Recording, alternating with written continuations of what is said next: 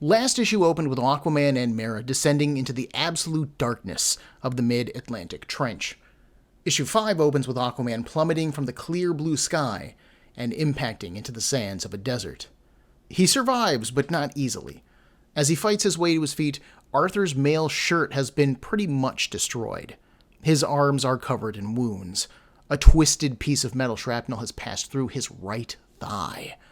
A strong breeze blows the sand that his impact made up into the air, highlighting the burning sun that hangs over miles of desert. Arthur looks to his right, and there's nothing of note, just desert, as far as the eye can see. Arthur looks to the left. More of the same.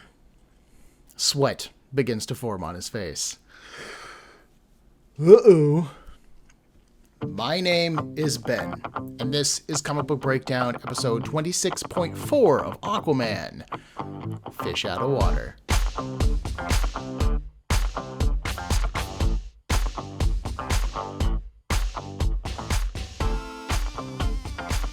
That is a solid opening scene, especially for an Aquaman comic. Even if the only thing you know about Aquaman is that he is a water-based character, you immediately get the humor here and the threat.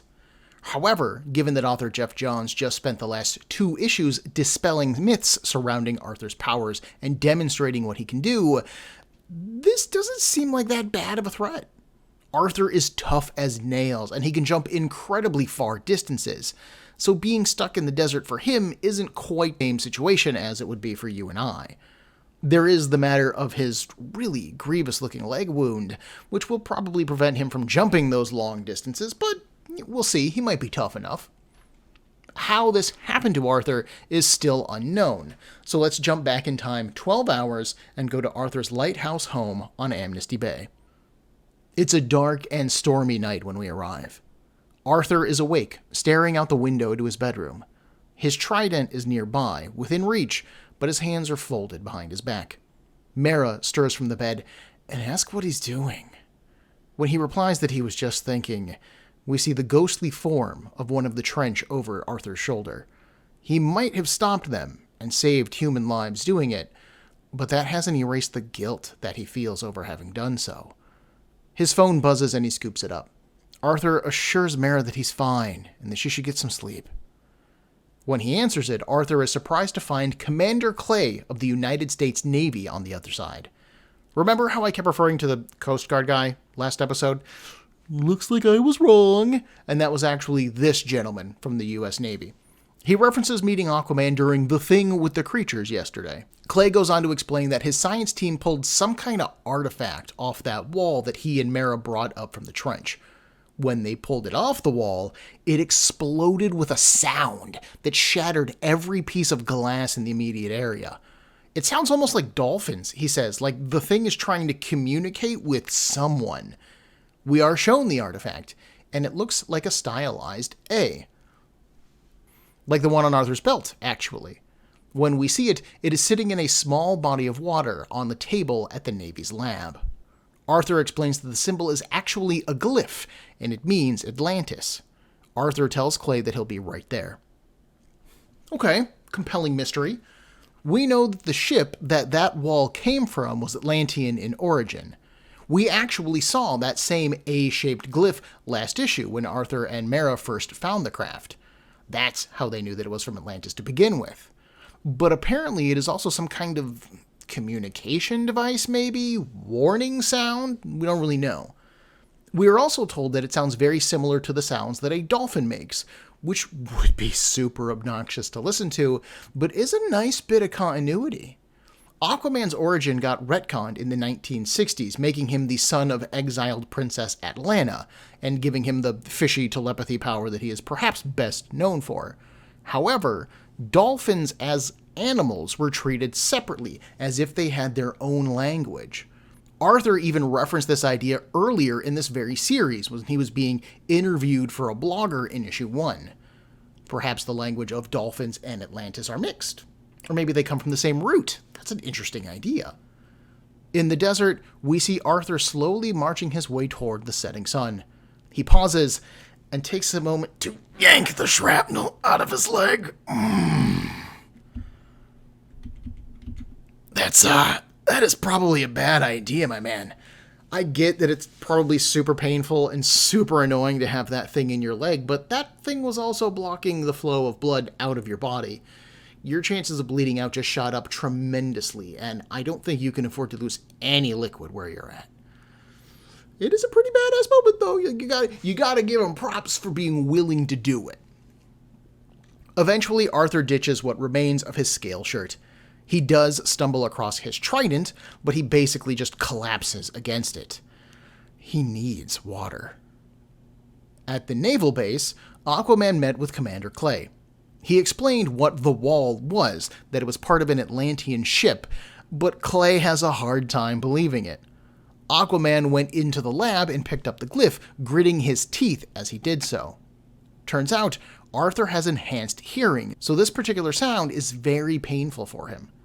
The glyph, as it turns out, is the Atlantean equivalent of a plane's black box. But this particular one is old. It must have been in use before Atlantis sunk, right? It's gotta be centuries old. Clay seems to perk up at the explanation, so you're telling me that this thing has data on it? Oh. Before Arthur can say anything else, the wall of the room suddenly explodes inward. 3 men in helmeted combat gear enter the room with a practiced precision. The black visors of their helmets block their faces, but they choose their shots with care. Yellow blasts of energy fire from their guns as one of them picks up the glyph. They make a symbol with their free hand and start to evacuate out of the hole that they made. Aquaman charges after them. The 3 attackers climb aboard a high-tech craft of some kind. Aquaman gets there just in time for it to begin to rise into the air. But he leaps and manages to sink his fingers into the metal. In the desert, Arthur begins to come to, but he isn't quite all there. Because the ghostly image of his father, Tom, is there. He looks about the same as we have seen him in the flashbacks up to this point. He is a white guy, he's got brown hair, a beard, a leather jacket, a white button-up, and jeans. He kneels next to his son, a pleasant smile on his face. He comments that Arthur is about as far away from water as he can get, and that's a good thing. The water never brought them anything but pain and misery. But that's not true, is it? No, Tom says. The water gave me your mother, and your mother gave me you. Dad, why didn't you talk about her? Arthur asks. It was painful, Tom replies. I loved her so much. It's hard, isn't it, being alone? He asks. We've both done it. But your mermaid came back, didn't she? Mera is a wonderful woman, Arthur, Tom says. But do you ever wonder if her past is really behind her? Arthur says that he trusts her. Tom switches topics. He isn't sure how Arthur's mom would feel about him giving up the throne of Atlantis just to be with Mera. Ooh. Well, that's interesting. But Arthur replies that he didn't do it for Mera. He did it for himself. He wants to protect the shoreline. He wants to be like his dad. And now Tom seems to get angry. Like me? You want to be like me? You aren't like anyone up here. Up here they laugh at you. You say that you're here to protect the shoreline, but you're really up here because you want to belong up here. And you are terrified that you don't, Arthur. Because you know that you don't. You will never belong. You will always be lost. Arthur summons all of his concentration, shouting that this isn't real! He uses his telepathy to reach out, banishing the hallucinations, and Tom suddenly vanishes. The only thing in front of Arthur is more sand and a small green lizard. Arthur closes his eyes. He listens carefully. Just and faintly, just barely, he can hear the dolphin-like cry of the Atlantean glyph. He rises to his feet, barely grabs his trident, and he starts to walk again. We flash back to the assault team making their escape in their aircraft. Aquaman kicks in a side hatch, demanding to know who they are. He punches one of them in an armored face, shattering the glass of the faceplate. Water sprays out of the helmet, and Aquaman freezes. Wait, you're Atlantean? The other two men draw their energy pistols. The pilot shouts that they have a leak, they shouldn't fire, but it's too late. One of them does anyways. There is a massive explosion, and Aquaman is thrown from the ship. We have now come full circle to this issue's opening. In the desert below, Arthur approaches the ruined remains of the Atlantean craft. He can still hear the glyph, and he finds it half buried in the sand. Scanning the crash site, he finds one of the helmets, and there is a small puddle of water still inside of it.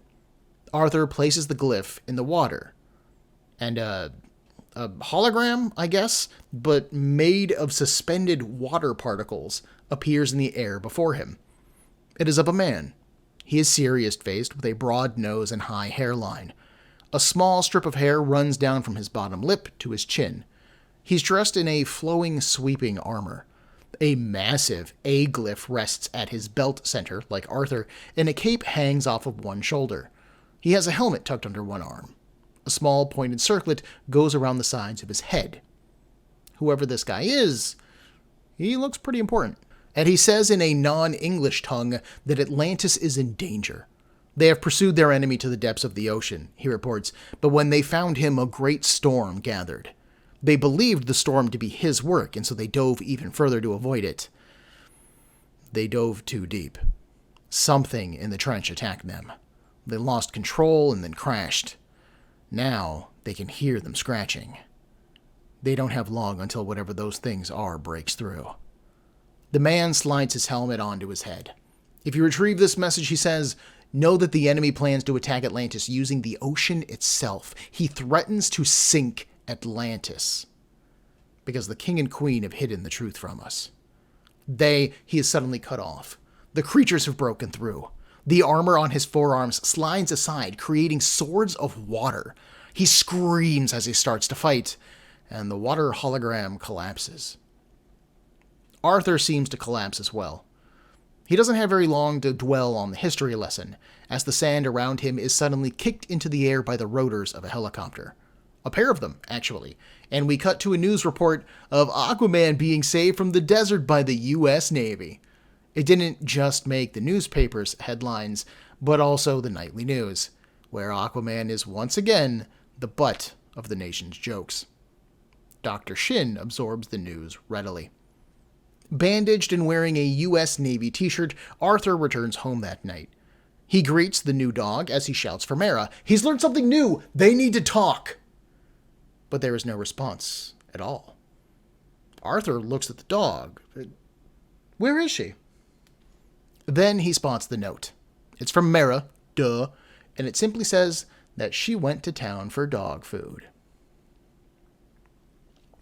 This issue is the first time that author Jeff Johns plays with time when telling his story, and I gotta say that I like it. So far, the previous issues have all been pretty straightforward in their delivery. Here's what's happening, follow the story scene by scene by scene. There is nothing wrong with this kind of storytelling, and it honestly fits the action-adventure movie vibe that Johns had going on very well. But with this particular issue, we join the adventure halfway through and then spend the rest of the comic book getting caught up and moving forward at the same time. This break in the storytelling formula keeps things from getting boring overall, which, again, I really like. Otherwise, Johns continues to demonstrate that Arthur doesn't like the necessity, let's say, of condemning the trench creatures to death. He did what he had to do in order to save lives, yes, but his failure to save everyone still eats at him. I love this level of superheroism in my superhero comics. Like, a hero is somebody who does the best that they can. A superhero is somebody who saves everyone, to me. It's almost an impossible line for anybody to walk. To me, that is what makes superheroes super, is that is a line that they walk. But it does show you the kind of self-inflicted pressure and high standards that Arthur as an individual holds himself to.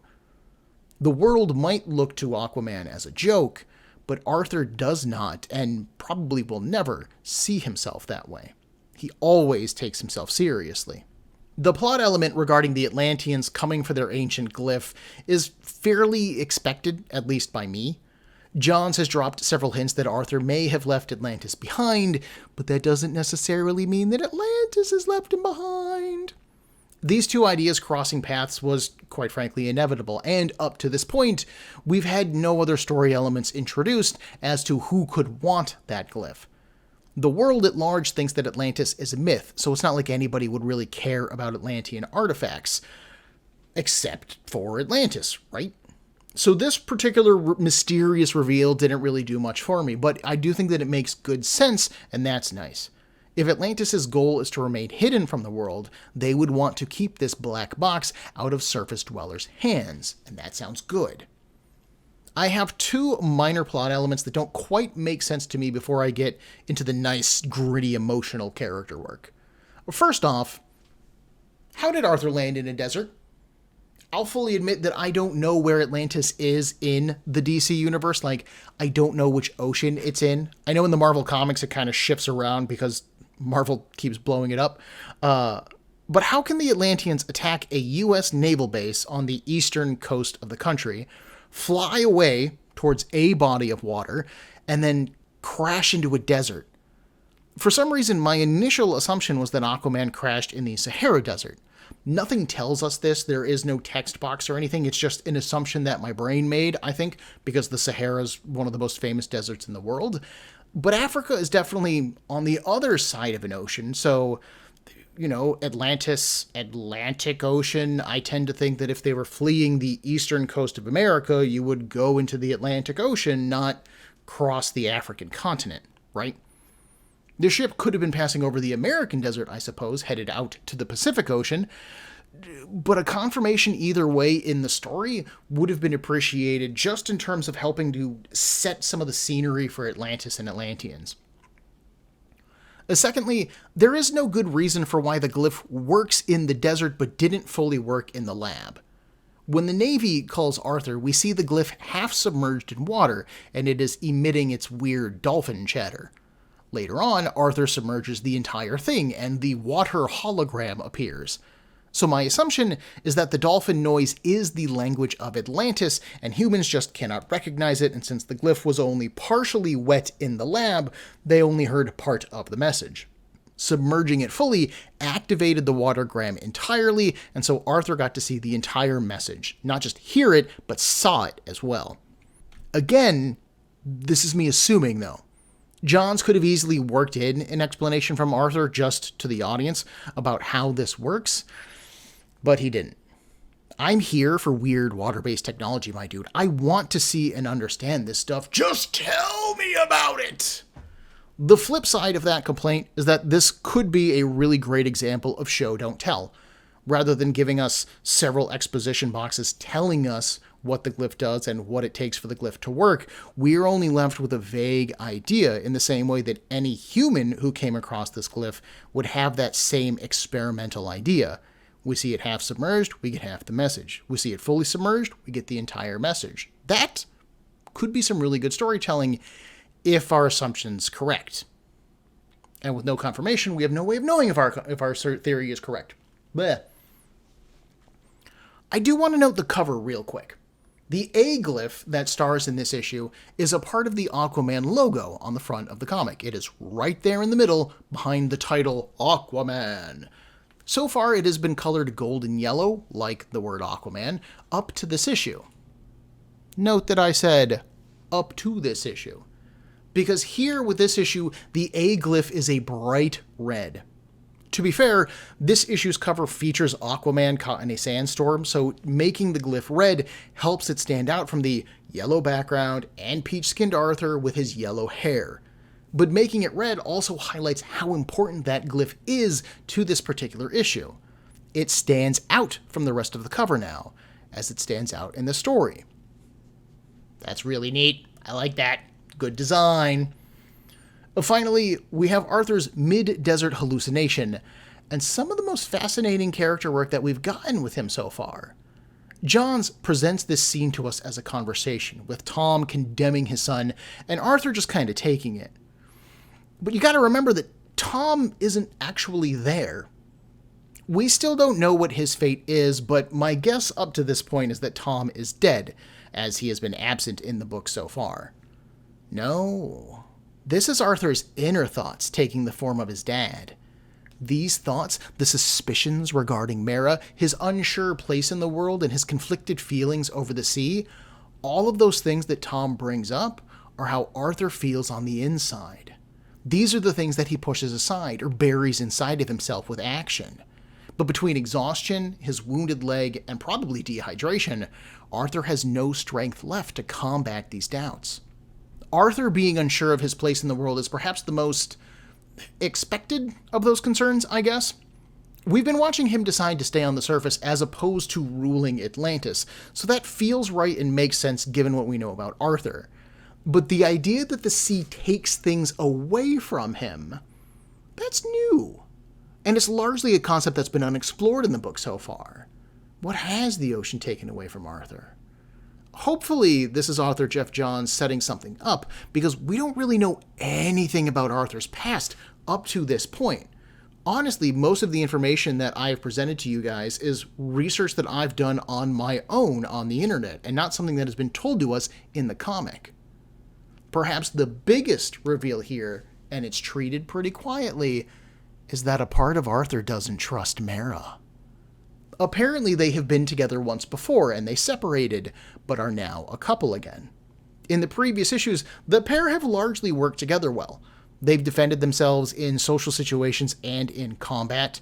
Mera has helped comfort Arthur when he's been emotionally wounded, and they seem to work pretty well. There have been differences in opinions, sure, but that is normal for people, even for a couple. And Arthur does defend Mera against his father's suspicions, but this also demonstrates his conflict. Why wouldn't Arthur trust Mera? What history exists between these two? That's what the next issue is for. Issue 6 actually opens up 4 years previous. A younger Mera is sparring with her trainer, her father. They are fighting with fists and with water weapons, and Mera absolutely kicks their butts. Whew! As they are fighting, though, her father reminds Mera that he, meaning Arthur, will have the sea at his command.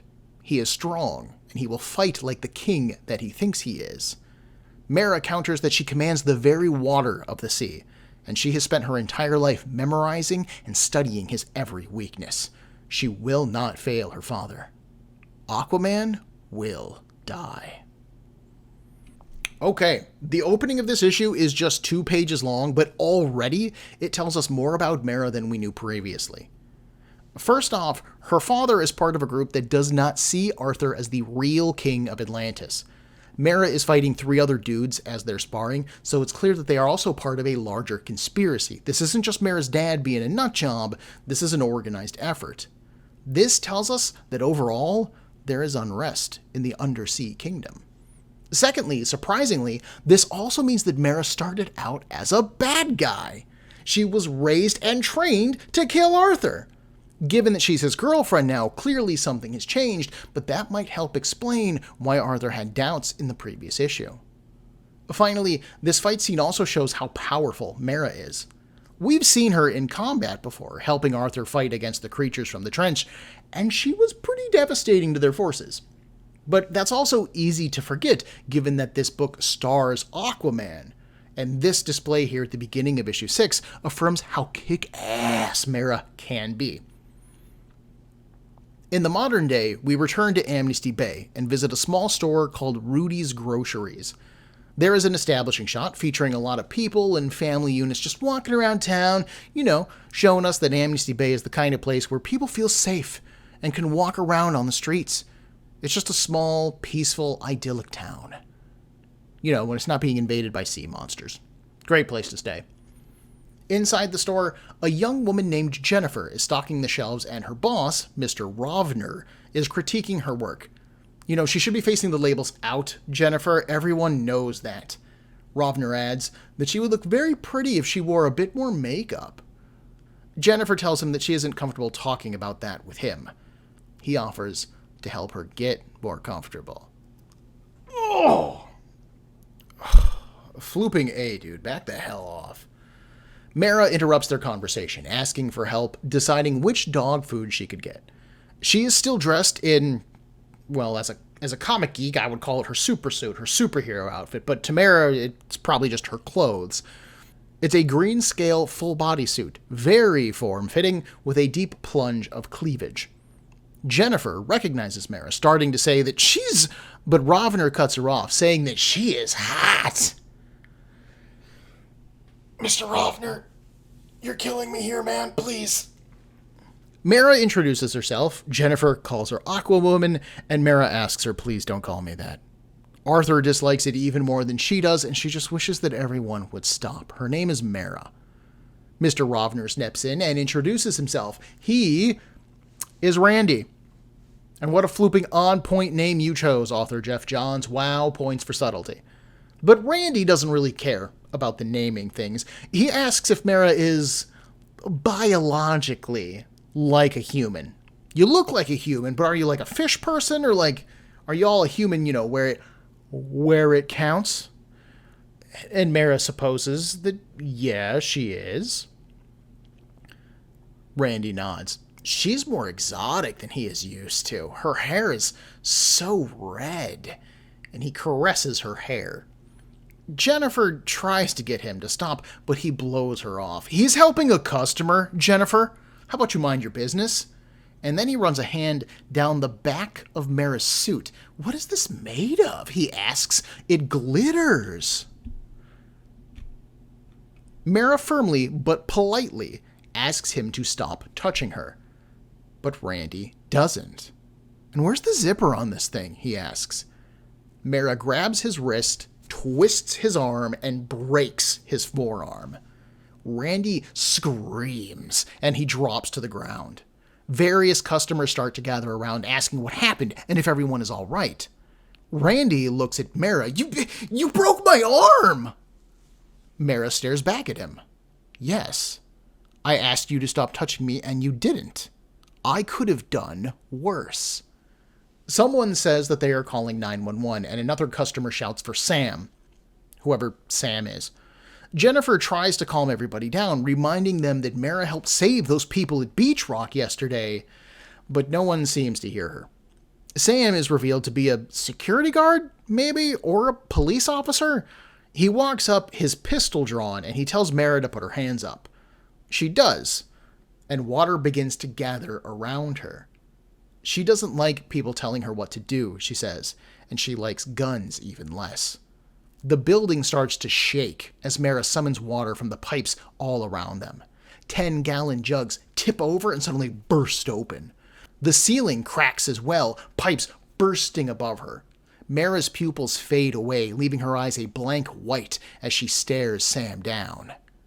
Put the gun down, she says firmly. And then a column of water slaps the gun from his hand. We cut outside, where we find an ambulance and 2 police cars on scene. The emergency workers watch the people exiting the building. The EMT moves Randy off to the side, noting his broken arm. He cries about Aquawoman, and one of the police officers, who is a woman, laughs. Randy, you're telling me you're scared of Aquawoman? Mera, surrounded by water and with blank, glowing eyes, admits that she did indeed break Randy's arm. It is a wound that he should recover from, and maybe, in the future, he'll stop touching women inappropriately. The cops are baffled by what they are seeing. Jennifer tries again to explain, but a coworker stops her, warning her not to get involved. Before anything else can happen, one of the police officers' radios squawks. An inmate named Ryan Slater escaped custody while he was being transported. This is a guy who killed his wife, and the sheriff, a mustachioed man named Billy, guesses that he is heading to his daughter. They can't let him get there, but they also can't just leave Aquawoman either. But the decision is taken out of their hands. Mera puts her hands behind her head and lets the water disappear. She says she surrenders. Put her in their car, she says, and do what you have to do regarding this Slater guy. Sheriff Billy looks at the female officer, and we cut to Mera, handcuffed, in the back of the car. And now we have a hostage situation. Slater is outside of his old house, just in front of the stoop. He has a gun pressed to his daughter's head, and he is staring down 3 cruisers of armed cops. He's shouting about how this isn't the police's business, and about how Rachel's mother pushed him to hurt her, and she's just like her mother. Now back off, he shouts, or he'll kill her. Inside one of the police cars, Mera snaps the chain on her cuffs. She shoves the door of the car off, and she starts to walk towards Slater. One of the cops timidly asks, "What is she doing? He thought she surrendered." Mera scoffs at him. Obviously not. She's going to deal with this. As Mera approaches Slater, she asks him if he really did kill his wife. The cops shout for her to get back. They are handling this. And one of them says kind of plainly, "Yo, that's Aquawoman, man." Slater picks up on that. "You're Aquawoman? You can't do anything to me," he says. "I have a gun and you're a fish out of water." Mera stares him down. She doesn't appreciate the pun. She honestly has no idea how Arthur can put up with such unappreciated and unoriginal comments for as long as he has. And she won't do it. "Big floopin' deal," Slater says. "You're still on land. You're nowhere near water, Aquawoman." "Why does everyone think that water is an Atlantean's weakness?" Mera asks. "Why is everyone on land so ignorant? The absence of water isn't her weakness. It's ours." Mera's eyes begin to glow blue again as she slowly draws the moisture out of Slater's body. It takes a little bit of time, and Mera narrates the symptoms of dehydration as they begin to set in. Fatigue, headache, muscle cramps, erratic pulse, blurred vision, dementia. Slater drops the gun and collapses to the ground as water flows out of his body. The female officer shouts for Mera to stop. She'll kill him. Looking over her shoulder, Mera asks why she can't. He killed his wife. He was ready to kill his daughter. Who in the world would miss such a man? His daughter, Rachel, speaks up. She would. Now Mera looks at her confused. "He hurt you, murdered your mother. Why would you miss him? Why would you care?" Crying, Rachel says that she doesn't want to care, but she does. She can't help it. Despite all of the wrong things that he did, he's still her father. And that seems to connect with Mera. She lets the water collected from Slater's body fall. Seeing his opening, one of the officers steps towards Mera. She needs to re-surrender herself. But Mera just stares at him. She doesn't understand them. She doesn't understand any of them. And then she leaps away. We catch up with Mera at her and Arthur's home. She sits on the rocks at the shoreline, her fingers trailing over the surface of the water. It begins to float up, assuming the shape of her father.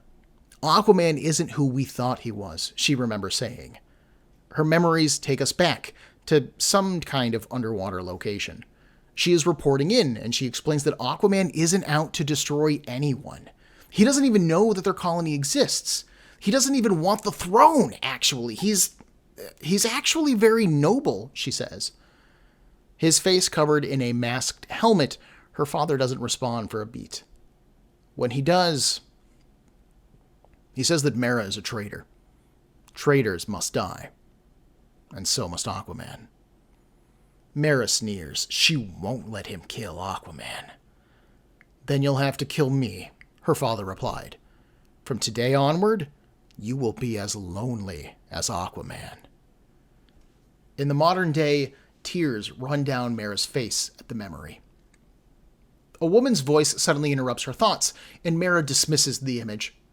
Jennifer stands behind her, complimenting the image. She apologizes for interrupting as well. Mera gets up quickly, asking who she is very defensively. And so Jennifer reintroduces herself, reminding Mera that they met today at the grocery store, actually. She hands Mera a bag. Inside of it is several cans of dog food and a few dog toys as well. "Give your dog 1 can of food a day and that should be plenty. He should be happy," Jennifer says. She also put her number in the bag as well. If you ever need more, just give her a call. She'll even bring it out here. Mera looks at her, touched. "Why?" she asks. Jennifer shrugs. "I don't know. I guess I just wanted you to know that we aren't all bad." Mera smiles. No, you're not. Thank you."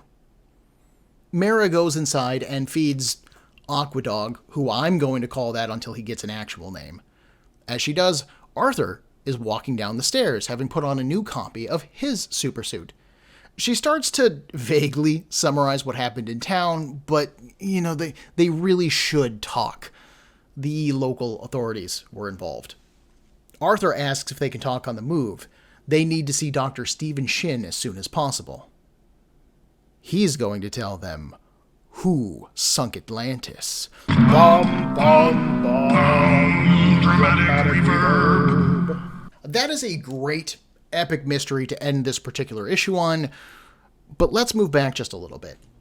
I didn't interrupt the narrative for most of this comic book because it's almost all one big, long scene other than the 2 flashbacks, and it's really the first time that Johns has spent story time on Mera.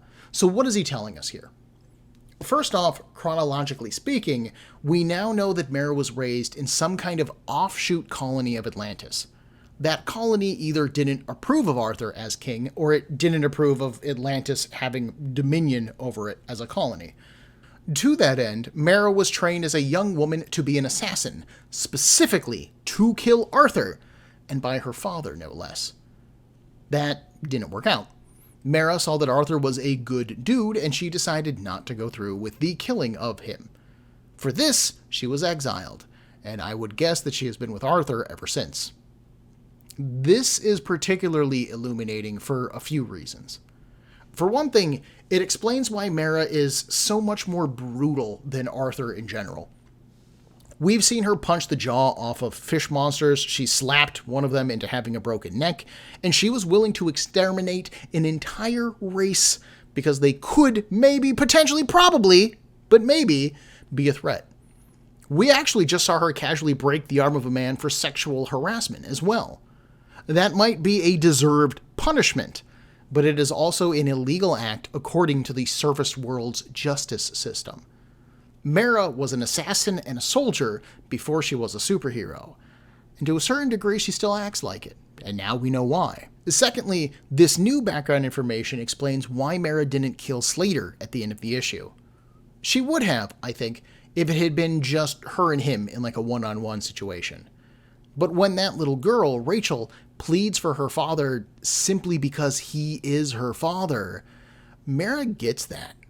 Her father used her as a weapon, and when she didn't do what he wanted her to do, he cast her out. Mera's dad hurt her as well, but she still loves him. Just like Rachel still loved her father, despite his murder of her mother and his willingness to use her as a shield. I'm not saying that her love for her father is justified, just that it's there. Finally, this new knowledge might also explain why Mera feels so strongly for Arthur to some degree.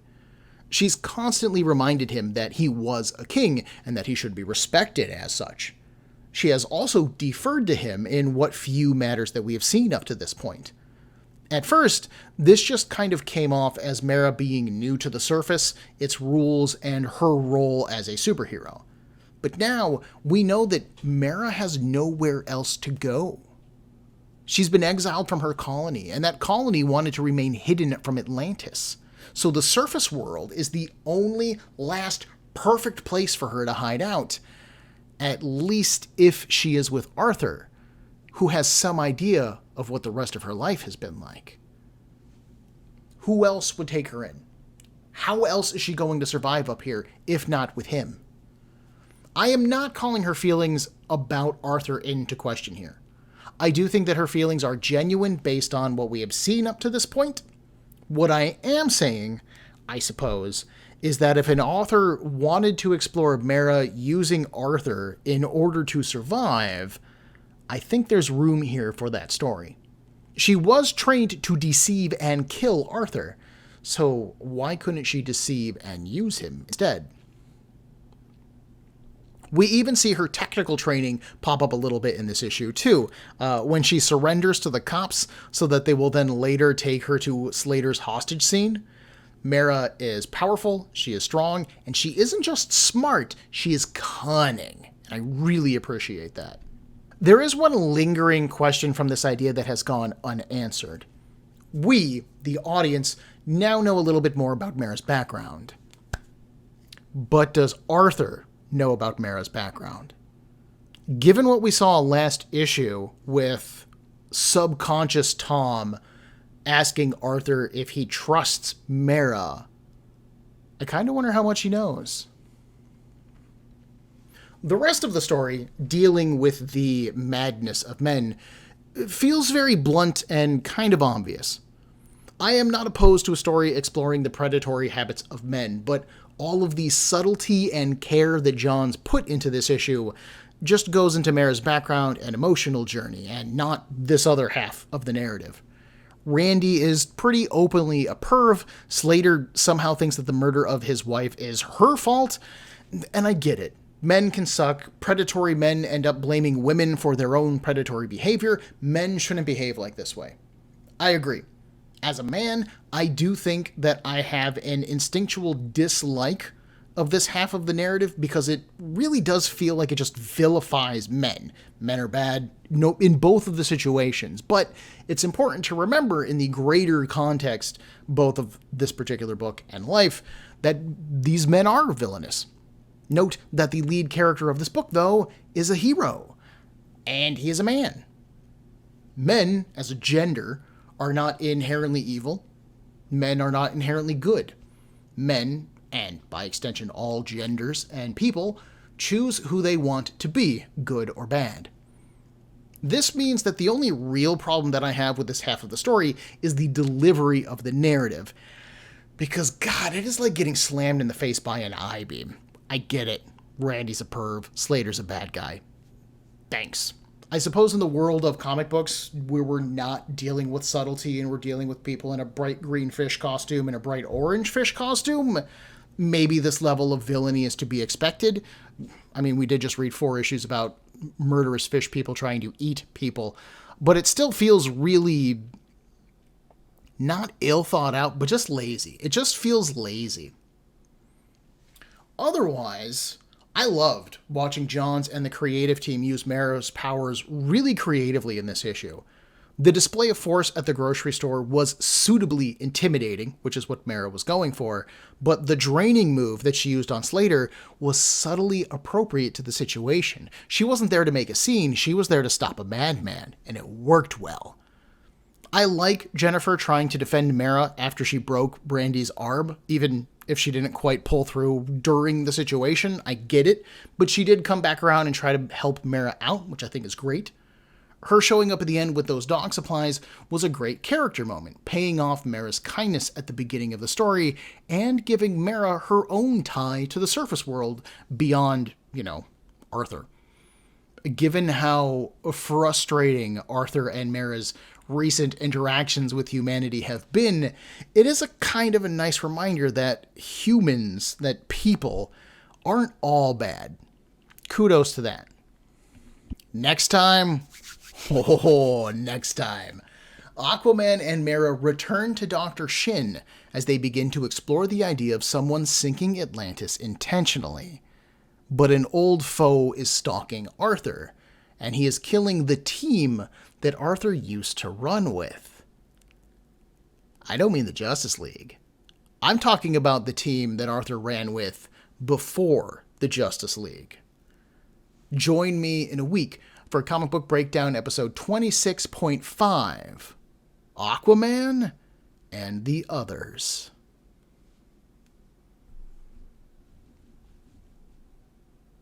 Everyone, there are a million podcasts vying for your time and attention, and I'd like to thank you for listening to mine. If you would like to get in touch with me, to share a concern, request a series, compliment me, berate me, whatever you like, send me an email at cbbreakdown@gmail.com. Otherwise, thanks for listening.